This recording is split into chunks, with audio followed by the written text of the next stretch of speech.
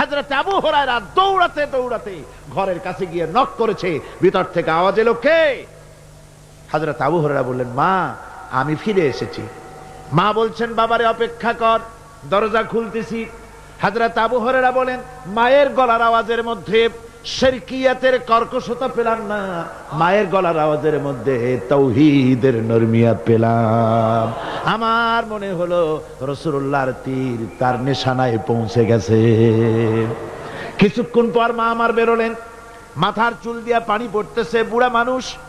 মা আমার কাছে এসে বলল, বাবা, তোমাকে মারার পর আমি বড় অনুতপ্ত হয়েছি, মনে মনে অনুশোচনা করেছি, আরে আমার ছেলে তো কোনো খারাপ জায়গায় যায় নাই, কোনো খারাপ মানুষের কাছে যায় নাই, মারলাম কেন?